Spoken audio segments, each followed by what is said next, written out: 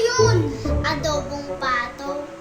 Ah, yun naman pala. Mahirap magluto nun. Magagalit si Papa. May alam akong paraan. Sige, ate, paano ba yun?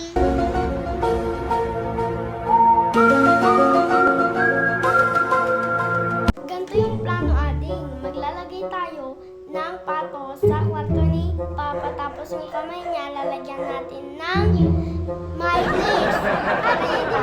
Hindi ate, magagalit si Papa. At least makakaulam tayo ng pato. Ano pang hinihintay mo? Kuha na tayo ng pato. Bye!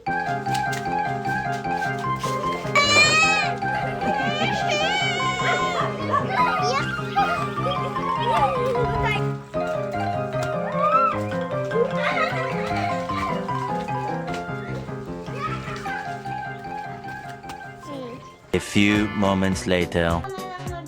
Maghawak mo yung pato, ikaw na lang yung mayonnaise, ilagay mo sa kamay ni Papa para maging tae. Sige, ate.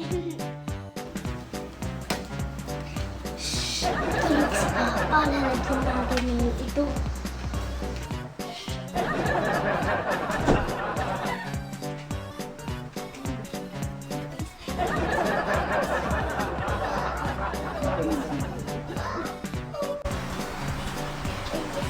Lagi mo yung pato, guys.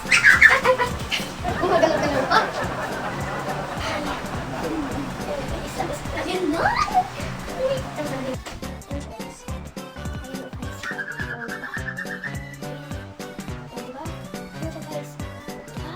Few moments later.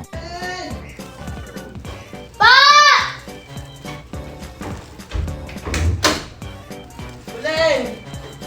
Tawagin mo nga si Tito Brian.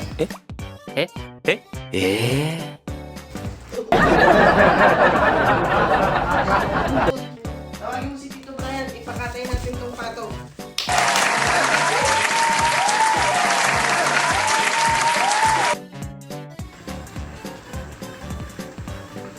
Paano yung niluluto mo?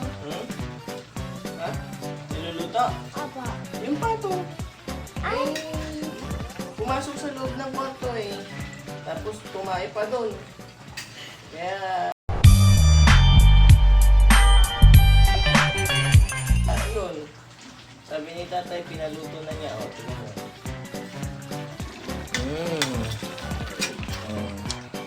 Ulam nila kulit at goal.